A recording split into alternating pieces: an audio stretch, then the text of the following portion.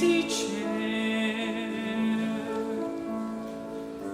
Love fresh as the morning air.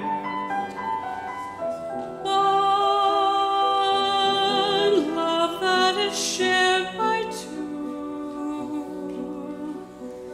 I have found with you, like a rose under the April snow. I was always certain love would grow. Love, ageless and evergreen, seldom seen by two. You and I will make each night a first, every day a beginning. Spirits rise and the dance is unrehearsed. They warm and excite us, 'cause we have the brightest love. Two lights that shine as one. Morning glory and the midnight sun. Time we've learned to sail above. Time we're the meaning of one love, ageless and free.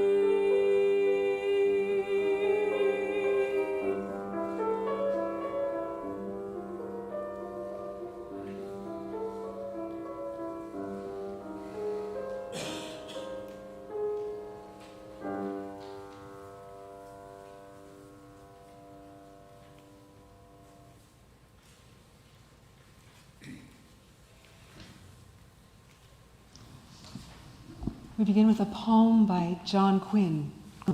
Sometimes voice is sent to calm our deepest fears. Sometimes will banish all our tears. Sometimes words will wing our dreaming ever higher. And sometimes a mind will set our imagining afire. Good afternoon, and welcome to the celebration of life of Foster Stephen Lewis.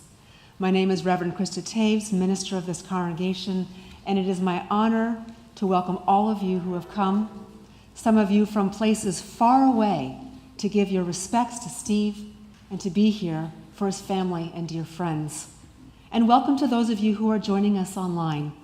We feel you with us in spirit and glad you're here too.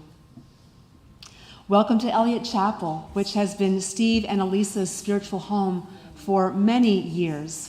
They were married here on this chancel by Minister Emeritus John Robinson Jr. Evergreen, the song we just heard, was sung at their wedding. They raised Ryan in our religious education program, and now Steve's ashes rest before us. We come from many walks of Steve's life: his immediate and extended family, his neighbors and friends, co-workers, and his church family here at Eliot Chapel. We are here to offer comfort and support to all who are mourning his passing. In Unitarian Universalism, we do not focus so much on a life hereafter. It is up to each of us to determine in our own conscience what our beliefs are about what happens to us after death. It is this freedom of conscience that brings many of us to this church home. What we do believe in is a loving universal force that asks us to take care of this world. For it is here that we create our heavens and our hells. So we focus on this life, this one precious life, and ask that we make it a lifelong commitment to leave this world better than we arrived in it. As we will learn from Steve's life story, he experienced some of those hells and devoted his life to a vision of community where all are valued, treasured, and respected, which for us is heaven. So let us journey through Steve's precious life, for in every life rests the seeds of truth and wisdom, that deeper calling to love one another and to be good to ourselves. This is how the Spirit that some call God moves in us and among us and through all that is. In Unitarian Universalism, we light a chalice, a symbol of our faith, to recognize that we have entered a sacred space and have prepared to give and receive the blessing of beloved community. I invite Catherine, Steve's granddaughter, to light our chalice.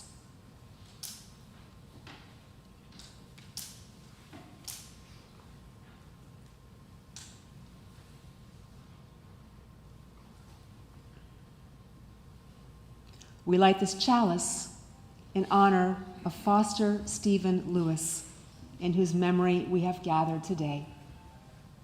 I invite you to rise in body or spirit for our opening hymn, number 89, Come My Way, My Truth, My Life.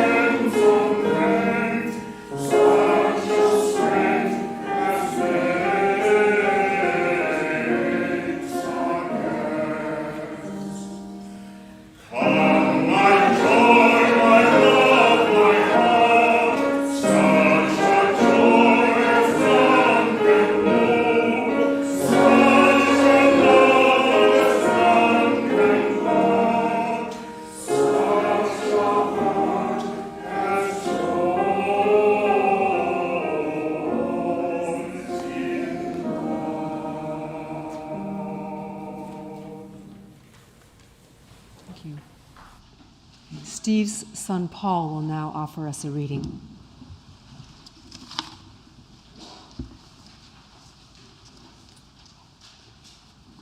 Thank you. Hello, everybody. Thank you for being here. You'll hear a few times a common theme talked about today where my dad loved the outdoors and loved experiencing it with everybody he could. In preparation for this day, I found a poem by Henry Van Dyke that when I read it just reminded me of him and an experience when I was probably 5, 6 years old where he took me out to the farm in Hillsboro and showed me around the property and through his eyes. I'm a young, energetic child just wanting to run, and he wants me to lay down and look at clouds. I'm like, why are we looking at clouds? I get it now. There's beauty in nature that you gotta slow down to see. So I'll stop rambling and start reading. These are the things I prize and hold of dearest worth: light of the skies, peace of the good brown earth, and best of all along the way, friendship and mirth. So let me keep these treasures of the humble heart in true possession, owning them by love. And when at last I can no longer move among them freely, but must part from the green fields and from the waters clear, Let me not creep into some darkened room and hide from all that makes the world so bright and dear. But throw the windows wide and welcome the light, and while I clasp a well-beloved hand, let me once more have the sight of the deep sky and a far smiling land. Then gently fall asleep and breathe my body back to nature's care, my spirit out of thee, God of the open air. So that's Henry Van Dyke. It's a 6-part poem. This is the 6th part and the one I wanted to read. Thank you. Thank you, Paul.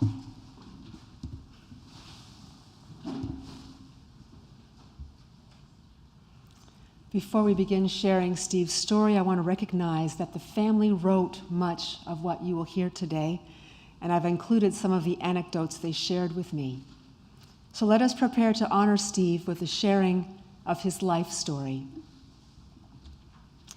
One of the reasons that Steve's family chose the picture you see on the front of your order of service is because it features Steve's hands, his large, strong hands. Hands that got protected, hands that defended, hands that built things, hands that clenched a steering wheel for hundreds of thousands of miles as a long-haul trucker. These are hands that worked and worked and worked. Steve was born on September 11th, 1942, and soon had 2 younger sisters, Karen and Janet. His father, Foster, was born in St. Louis, and his mother, Vera, was born in Iowa, the daughter of Croatian immigrants. Foster and Vera met at the agricultural school at Mizzou and were married.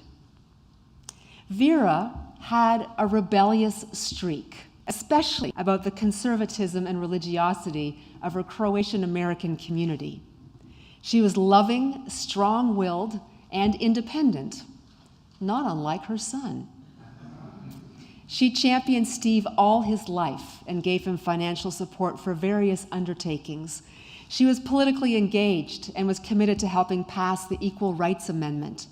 She found Unitarianism in Kansas City and connected to its humanist approach to faith, eventually joining the Ethical Society. So Steve grew up in the Unitarian Church. And this became very important when, as a child, his family often moved for his father to take advantage of career advancement opportunities. He was always the new kid, and it was hard to find friends and to feel at home anywhere. But there were the summers that they lived with Steve's grandparents on their farm in Hillsboro, Missouri, which became an important time for having a sense of home. There were difficult times in his family, and Steve left home at 16, but he didn't let that stop him from getting an education, and he graduated from Shawnee East Mission High School, Prairie Village, Kansas, in 1960.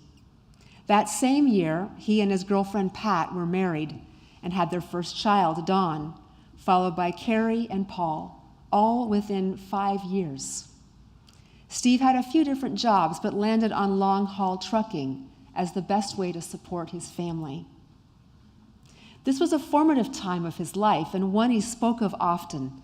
He went to work in the trucking industry for Needles Moving and Storage in St. Louis, where he learned from experienced men, mostly black, who mentored him. Uncle Beck taught him the art of balancing loads, tying knots and cinches. He learned from old-timers like Kazi and guys closer to his age like Casey Wicks. In 1964, he bought a new F-model Mack truck and was one of the few drivers who would run loads as a black and white team across the segregated South. He told stories of a white waitress having served him pancakes laced with castor oil. His friend, KC, laughing, called him a fool. From then on, after that, he opted to enjoy his meals outside in the back of restaurants where the blacks were served. He always laughed when he told this story. He was with his family, so he just settled down and opened the Artichoke General Store in Webster Groves with partner Mark Marcus. Family members worked to help it succeed, and the business went through many phases. The Artichoke became an institution and expanded a few years later. It drew patrons from all walks of life, with both Rolls Royces and beater cars parked outside. What became clear is that Steve had a solid business sense. He knew how to move these. He knew when it was, hence the reason this sanctuary is so full. He built up a lot of credibility and trust. He was also going to live his values he had cultivated in part through his Unitarian faith. He always rooted for the underdog, and he often sought out and welcomed employees who experienced marginalization in our city. He was a true mentor and supported anyone needing a hand up. One time, he encountered a local kid stealing a bike. He offered him a job at the restaurant. He was able to build stronger relationships with his kids once he stopped trucking. The kids remember float trips, Y Indian guides, and time at home with him. Unfortunately, it became clear that things were not well in the marriage. Steve and Pat divorced in 1977. This was also the year he met Elisa for the second time. In 1972, she was an architecture student at Washington University of St. Louis, and her class was given a real-world design project. They were tasked with designing packaging for a wine kit that Steve was marketing at the Artichoke. They met again in 1976 when Elisa applied for a waitressing job while still at WashU, now having transferred to the School of Fine Arts. She had taken a break in Germany in 1973. They settled in Webster Groves, where they were lucky to find an apartment in exchange for maintenance duties at Webster Hills United Methodist Church. They both returned to school, but Elisa felt she had lost something of herself, and the marriage was dissolved in 1976. Waitressing at the Artichoke part-time, she and Steve soon became friends, and then realized they were more than friends. They became partners in life and partners in business. They moved in together in 1977. They married in 1981 here at Eliot Chapel, and Ryan was born in 1984. Together, Steve and Elisa would experience tremendous success with hard work in their business ventures. They perfectly complemented each other. With the help of Steve's mother-in-law, Irmgard Voss, his brother-in-law, Peter Voss, and John Parmerly, as initial partners, they opened Good Stuff, a new kind of contemporary furniture store that featured good design at good prices. Hand-finished, custom butcher block tables became a Good Stuff specialty. Brother-in-law Pete enjoyed woodworking, and he ran the shop for years while innovating fishing techniques until he went into sales and management. Good Stuff was initially located in an old Webster warehouse building that became slated to be torn down to make way for a parking garage.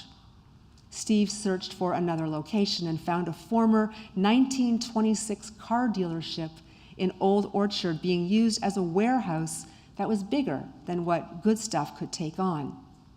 As a result, Steve invited the nearby growing Alpine shop to be a partner in this building, and together they relocated their respective businesses to Old Orchard. After the Artichoke closed, they focused on Good Stuff, which ultimately grew to have 4 locations. They traveled to European furniture shows seeking products not available in the US that helped them achieve Good Stuff's mission. He and Elisa became direct importers of furniture, and together they were recognized as an innovative team. In 1986, Steve and Elisa and Dwight Raume joined forces to open an acclaimed upscale modern furniture store in the historic garment district of downtown St. Louis. In the conservative St. Louis market, it proved to be ahead of its time and closed the second year. The Good Stuff store had to be reimagined many times to stay relevant until it closed its doors in 1996, when the space was leased to the Alpine shop, until they moved to Kirkwood. In 2003, as sole owners of the building, Steve envisioned developing it into what is now known as the DeSoto. This Webster property transformed into a multi-office building with Cyrano's, a well-known restaurant, as its anchor. Along the way, out of his many do-it-yourself building renovations, he had developed an expertise in construction, particularly in the commercial real estate area. In 2005, Steve and Elisa received an Awards of Excellence from the City of Webster Groves for the historic preservation of a commercial building, namely the DeSoto. Steve made many dear friends with whom he maintained decades of long relationships. But in all this, what remained the most important to him was his family and his 4 children, Mary and Paul. Steve never forgot the impact of his long-haul trucking on his first 3 children and was determined to make up for lost time as best he could. He treasured his time with Ryan. I would like to invite Dawn and then Ryan and then Carrie to share some memories of their dad. Thank you, everybody, for being here, and all of those that have ever crossed my father's path. You're all so important to him. I know he had a lot of love for everyone he met, and everything was an adventure to him, really. My dad loved to play. I remember Carrie and I would dance on my brother Paul piggyback rides. Dad would laugh and tease and like to be chased. We would chase him around until he'd fall. We thought we had him, and then we'd tickle his feet. You'd have to watch out for his kick because his feet were very ticklish. Dad always made us believe we had a chance to win, whether it was the 3 of us against him in tug-of-war or using both hands trying to arm wrestle him. And I think my brother would point out one time we finally got to win tickling his feet, too.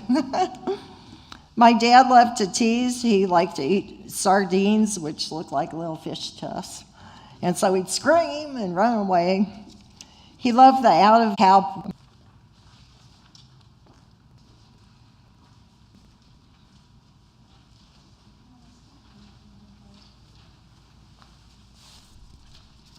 Thank you all for coming.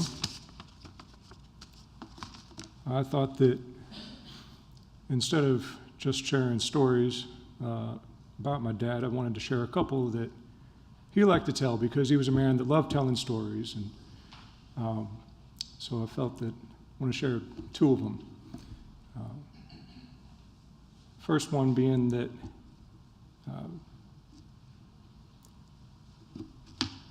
back when past years, he was good friends with a whole lot of different characters and got in various crazy projects, doing construction, putting together partnerships, and making things happen. And one of those characters was Bob Castley, who put together the City Museum. And so this story, something that he liked to tell about was, what have you, he'd go down to Bob's shop. And Bob was the type of crazy man that, nobody knew how to get a hold of. It was hard to track down. And so instead of going and getting permission, figuring something out ahead of time, you'd just go down with a big pair of bolt cutters and cut the chain off of the doors to the workshop. Let himself in, take what he needed, go back, and then take a padlock and close it up with, the other 20 padlocks the same way, of other people operating the same way, because that's just the way that you had to deal with Bob. And then the next time that he saw Bob, he'd give him a key to that lock and negotiate what he owed him.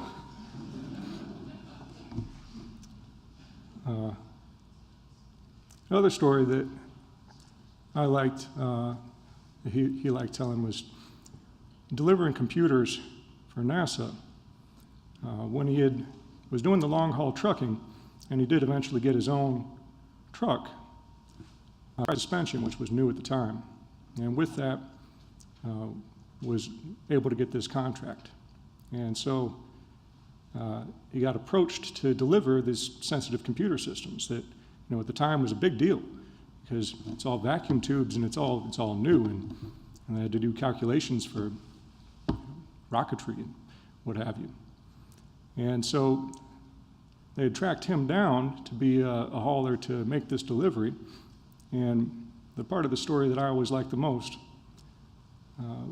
was that when he got there, they needed this stuff up on, I think, the 4th floor. And this was, not that you can end up figuring out a way with the rigger that he was with to drop the elevator shaft down to the bottom, or the car down to the bottom of the shaft, and then attach a block and tackle at the top of the shaft to be able to swing the mainframes into the open shaft and hoist it up that way. And then he was, ever the entrepreneur, sure to leave his business card when he left, because there was going to be no way that those were going to be able to come back out in any normal type of way.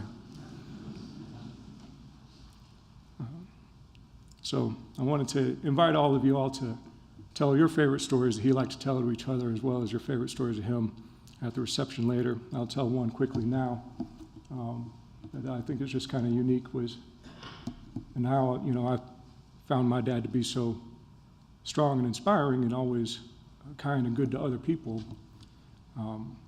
One example of his strength, physical strength, was one work party here. I don't know what age I was, maybe 9 or 10. This light bulb needed to be changed. And so there was, no clear way on how to do that. There didn't seem to be a ladder in the building that was able to reach there. So Brian Casey, who's with us here today, and my father got on either side of the ladder, had me climb to the top of it, and then they picked the ladder up in the air. It held it there while I fumbled with the light bulbs. So my arms probably their arms probably felt like they were going to fall off. But we got it done, and nobody got hurt, and my mother's glad that she didn't find out until now.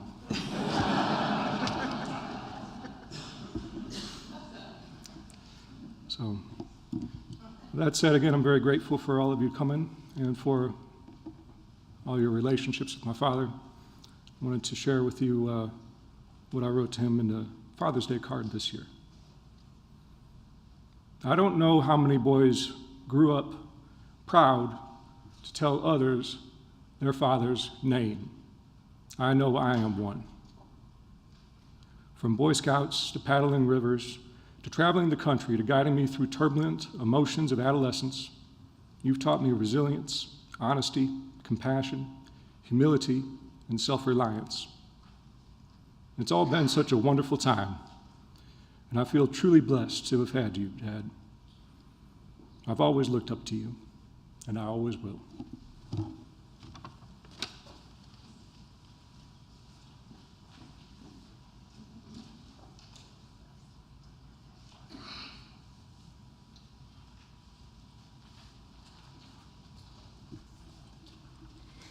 Hi, everybody. I'm Carrie. I added myself to the program.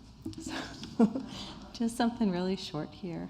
I was blessed to spend time this year of his life. Most days after my husband, I would go visit for a little while. Although in hospice, I knew we would lose him. He went really quickly his last week of life. We used to play a hand game. Paul, my brother, demonstration. Yeah, see? Okay. That hand game. And do a tickle. Yeah, I could never win. So, looking at one another, we'd play that game, looking at one another, grinning. I would squeal as fun on his. He claimed I let him. Of course I did not. He won. He was always that good. I left with a big smile and a happy heart. I will miss him a lot.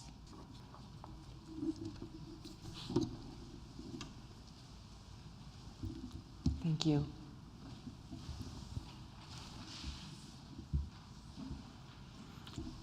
In 1998, Steve and Elisa acquired a used Airstream travel trailer. Then upgrades followed over the course of 30 years. He and Elisa and Ryan had many travels all around the North American continent, from Alaska, much of Canada, and all through the US. They delighted in exploring a combination of national parks, interesting cities, and architectural sites. In 2005, Steve was the general contractor for a gut rehab of their second home located in Bayfield, Wisconsin. He was hands-on in making his and Elisa's dream home on Lake Superior a reality. and he installed all the interior flooring and laid a limestone veneer over the exterior foundation. He is cherished by all his children. According to Steve, his life has been a great ride. Steve is survived by his wife of 42 years, Elizabeth E. Voss, his two sisters, Karen Lewis and Janet Foley, his 4 children, Dawn, Carrie, Paul, and Ryan, his 6 grandchildren, Jason with Shelley Lewis, Catherine with Cole Eubank, Sarah with Charlie Messer, Ashley Lewis, Kaya Lewis, Leah Lewis, and 4 great-grandchildren. May he rest in peace.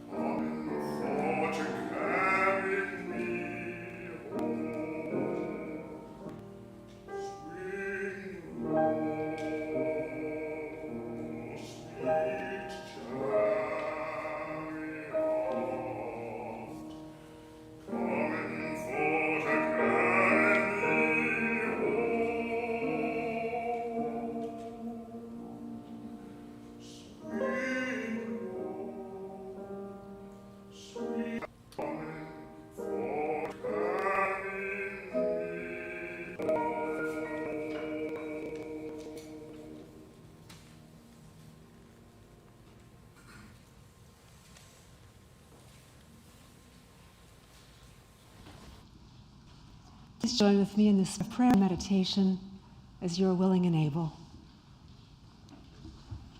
Gracious God, Spirit of life, we give thanks for the life of Steve Lewis. We give thanks for his unique way of being, for his curiosity, creativity, and perseverance, for his commitment to community and to his family, for the way he loved, for the many legacies that he leaves behind for us. We give thanks. He made this world a better place. May we who mourn his death be granted the gifts of understanding. May you know that you are not alone. There are clouds of witnesses holding you. For those things left unfinished and unsaid, may we find acceptance and forgiveness. The truth of his life endures, for it is woven into the fabric of the larger life of which we and he are all a part. Let us enter into a minute of silence in honor of Steve and for the prayers and meditations of our own hearts.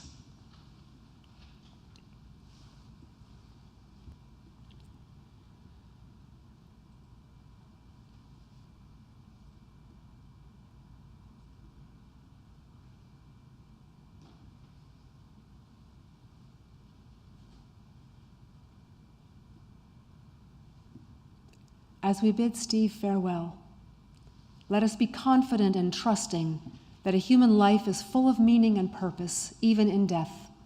For human life is a sacred thing. Its beginning is sacred, its span of years is sacred, and its ending is sacred too.